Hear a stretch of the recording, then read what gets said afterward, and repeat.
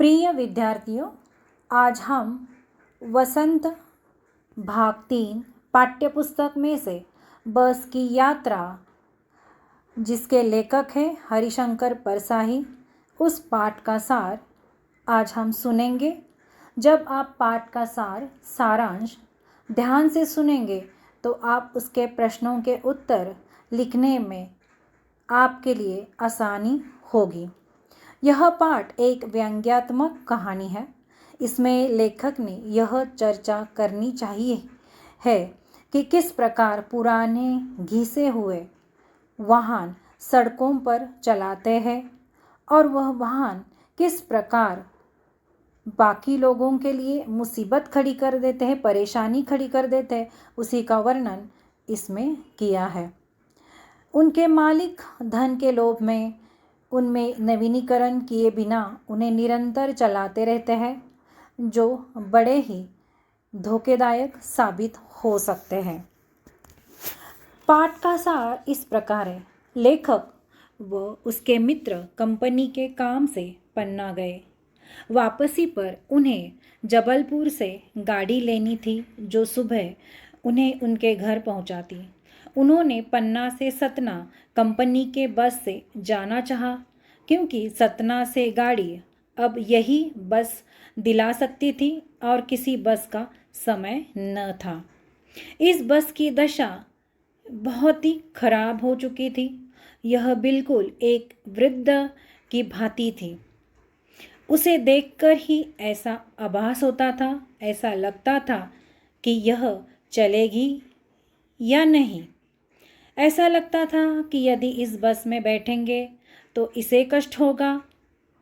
यह तो केवल पूजा के योग्य, मतलब भगवान के सामने रखकर पूजा करने योग्य थी। इसमें कैसा बैठा जा सकता है, यह प्रश्न सबके सामने था। जो लोग इन 5 मित्रों को बस पर चढ़ाने आए थे, उनका कहना था कि जो समझदार लोग होते हैं वे इस बस में सफ़र नहीं करते, क्योंकि इस पर भरोसा नहीं किया जा सकता। वे सभी इन मित्रों को इस प्रकार देख रहे थे जैसे अंतिम विदाई दे रहे थे। उन्हें लग रहा था कि इस धरती पर जो आया है उसे तो जाना ही है, अर्थात एक ना एक दिन मृत्यु को वर्ण करना ही है, मृत्यु का सामना करना ही है, चाहे वो राजा हो, साधु हो या भिखारी हो। आदमी को आगे बढ़ने के लिए कोई कारण तो चाहिए। लेखक के डॉक्टर मित्र ने सभी डरे हुए मित्रों को यह सलाह दी कि डरो मत, यह बस तो मुझे काफ़ी अनुभवी लग रही है। नई बसों पर तो विश्वास करना भी कठिन है। यह तो हमें अपने बेटों की भांति प्यार से अपनी गोद में लेकर जाएगी, सफ़र करेगी। इसी बस में बस के कंपनी का एक हिस्सेदार भी सफ़र कर रहा था। उसका भी मानना था कि यह बस अच्छी तरह से चलेगी और बस अच्छी है। जब लेखक और उनके मित्र बस में बैठे तो जाना कि बस की अंदर की हालत तो बाहर ही दशा से भी अधिक खराब थी। खिड़कियों के काफ़ी शीशे तो थे ही नहीं, और जो थे उनसे बचकर बैठने का प्रयास हम कर रहे थे। सीट पूरी तरह से बिल्कुल ही खराब अवस्था में थी। जैसे ही बस स्टार्ट हुई तो उसके इंजन ने सारी बस को हिलाकर दे दिया। ऐसे प्रतीत होने लगा कि जैसी सारी बस इंजन है। जैसे ही बस चली तो लेखक को गांधी जी के असहयोग व सविनय आंदोलन की याद हो आई, क्योंकि शुरू में ही तो बस का कोई भी हिस्सा किसी भी दूसरे हिस्से से मिलकर काम नहीं कर रहा था। ठीक गांधी जी के असहयोग आंदोलन की भांति, जिसमें लोगों ने धीरे धीरे उनका साथ दिया। बस 8-10 मील चलने के बाद बस थोड़ी सहज हो गई, मतलब लग रहा था कि बस चलेगी। जैसे उसके सारे हिस्से के भाग एक दूसरे से भेदभाव करके समाप्त होके आगे चल रही थी। लेखक को ऐसे लगा कि जैसे यह बस गांधी जी के सविनय अवज्ञा आंदोलन की भांति कर रही हो, और जिसमें गांधी जी ने अंग्रेज़ों द्वारा नमक पर टैक्स लगाने के कारण विरोध किया। उस समय भारतीय वर्ग व जाति भेद में जकड़े थे अलग अलग धार्मिक संप्रदाय, अलग अलग संघों, अलग अलग गुटों आदि के कारण देश विखंडित था। लेकिन गांधी जी ने कुशल ड्राइवर की भांति सभी को एक करने का प्रयास करके दांडी यात्रा कर समुद्र तट पर नमक बनाकर अंग्रेज़ों को सबक सिखाया। यह बस के यात्रा पाठ का एक उदाहरण दिया गया है। चलते चलते अचानक ही बस रास्ते में रुक गई। खोजबीन से पता चला जैसे ही क्या उस बस में खराबी आ गई है, उसका पता करने पर पता चला कि पेट्रोल की टंकी में छेद हो गया है। ड्राइवर ने पेट्रोल निकाला और नली के साथ इंजन में डालने लगा। यहाँ लेखक को बस की दशा बिल्कुल ऐसी लग रही थी कि वह चलने के काबिल नहीं है।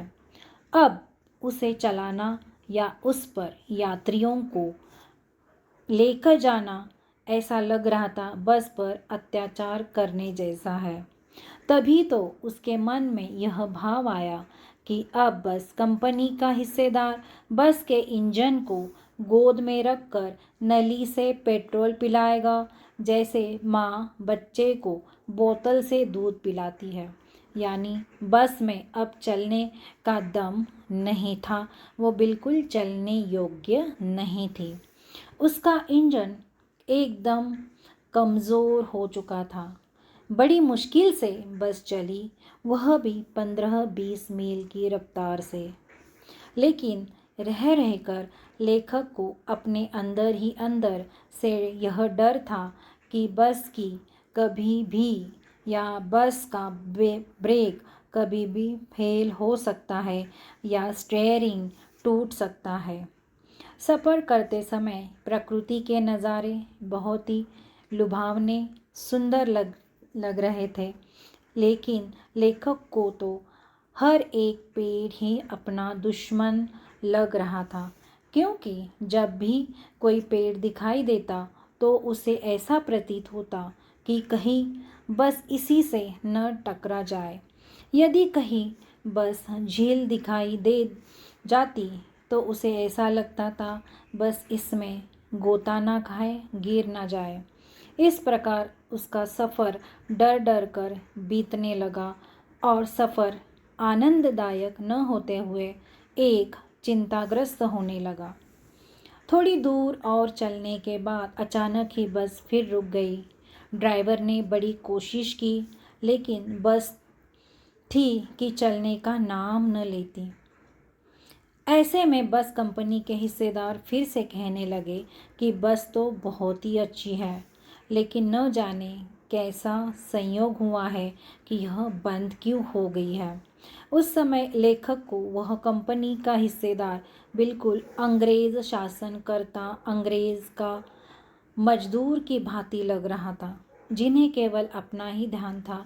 भारतीयों के ज़रा भी परवाह उस तक न थी। ऐसा ही इसे भी बस में सवार यात्रियों की परवाह नहीं थी, ऐसे लेखक को लग रहा था। हल्की छिटकी चांदनी में लेखक को वृक्षों की छाया में खड़ी बस बड़ी ही लाचार हालत में लग रही थी। ऐसा प्रतीत हो रहा था कि कोई वृद्धा थक कर बैठ गई हो और आगे बढ़ने का उसमें साहस बिल्कुल भी न हो। हमें अपने आप में शर्म महसूस हुई कि कैसे हम उस पर अपना बोझ डालकर आए हैं। यदि अभी इसके प्राण निकल जाए तो इस सुनसान जंगल में ही इसका अंतिम संस्कार करना पड़ेगा, अर्थात बस बिल्कुल भी आगे चलने की दशा में न थी। हिस्सेदार साहब ने कुछ प्रयास से उसे चलने लायक बना तो दिया, लेकिन वह लेखक को भी अभी भी एक वृद्धा की भांति ही लग रही थी। वो बहुत धीमी गति से चल रही थी। ऐसा जान पड़ता था कि बुढ़ापे के कारण उसकी आँखों की रोशनी भी कम हो गई और वह सड़क पर धीरे धीरे रेंग चल रही हो। वह सभी वाहनों को संकेत देते हुए यही कहती प्रतीत होती कि बेटी, तुम निकल जाओ, मेरी उम्र अब तुमसे मुकाबला करने की नहीं है। बस एक पुलिया को पार कर रही थी कि अचानक ही उसका एक टायर खराब होकर बैठ गया। वो जोर से हिलकर रुक गई। यदि बस थोड़ी भी स्पीड से चल रही होती तो उछलकर नाले में गिर जाती। लेखक ने पहली बार कंपनी के हिस्सेदार को बड़े ही आदर भाव से देखा और यह एहसास दिलाने का प्रयत्न किया कि टायरों की इतनी खराब हालत के बावजूद वे यात्रियों की जान पर खेलकर उन्हें बस में सफ़र करवा रहे हैं। लेखक को बस कंपनी के हिस्सेदार महान व्यक्ति लग रहा था। लेखक ने सोचा कि इसे तो किसी क्रांतिकारी आंदोलन का नेता होना चाहिए जो केवल अपनी विचारधारा से लोगों को अपने पीछे चलाता है, अपने इशारों पर नचाता है। उसे दूसरे की भावनाओं से कुछ लेना देना नहीं होता। लेखक सोचने लगा कि यदि बस नाले में गिर जाती तो हम सब मर जाते। ऐसे में देवता भी शायद इस व्यक्ति का स्वागत करते और कहते कि यह बड़ा ही महान आदमी है जिसने बस के टायर न बदले लेकिन अपने प्राण दिए। दूसरा घिसा टायर बस में लगाया गया और बस फिर से चल दी। अब लेखक व उनके मित्र आराम से बैठ गए। उनकी जल्दी पहुंचने की चाहत अब समाप्त हो गई थी। इच्छा कोई नहीं बची थी। उन्होंने तो पन्ना पहुंचने की उम्मीद भी छोड़ दी। अब उन्होंने सब कुछ अपने भाग्य पर छोड़कर सोच लिया कि उन्हें तो इसी बस में सारा जीवन गुजरना है, व्यतीत करना है। उन्हें ऐसा एहसास होने लगा कि धरती पर जाने का कोई लक्ष्य ही नहीं है। उन्हें तो इसी बस से ही स्वर्ग भी जाना मुश्किल लग रहा था। उनकी बेचैनी अब समाप्त हो गई थी। उनको लगा अब हम इसी बस से ही स्वर्ग भी जाना है या धरती पे जाना है, वो उनको भी पता नहीं है। बस चल रही थी और लोग बस में हंसी मजाक कर रहे थे। प्रिय विद्यार्थियों, अगर आपको बस की यात्रा पाठ का सार अच्छी तरह से समझ में आ गया तो आप इस पाठ के प्रश्नों के उत्तर अपने मन से, अपनी भाषा में, अपने शब्दों में लिख सकते हो। अगर इस पाठ का संदेश आप समझ के ले लो ताकि आपको बस की यात्रा पाठ में क्या संदेश दिया है, क्या संदेश मिलता है, वो समझ में आएगा। इस पाठ से यह संदेश मिलता है कि समयानुसार प्रत्येक वस्तु का नवीनीकरण अर्थात नवीन करना आवश्यक होता है और यदि नवीनीकरण करने से भी कोई वस्तु सही रूप से कार्य न करे तो उसका प्रतिस्थापन करना चाहिए अर्थात उसकी जगह नई वस्तु ले लेनी चाहिए। जैसे बस के हिस्सेदार का कर्तव्य बनता था कि बस की समयानुसार मरम्मत करवाते या अधिक जर्जर होने पर उसे सड़कों पर न चलाते बल्कि उसकी जगह नई बस लेते थे, तो सबके लिए और सब लेखक और बाकी लोगों के लिए यह सफ़र आनंददायक अनुभव कर लेते थे। धन्यवाद।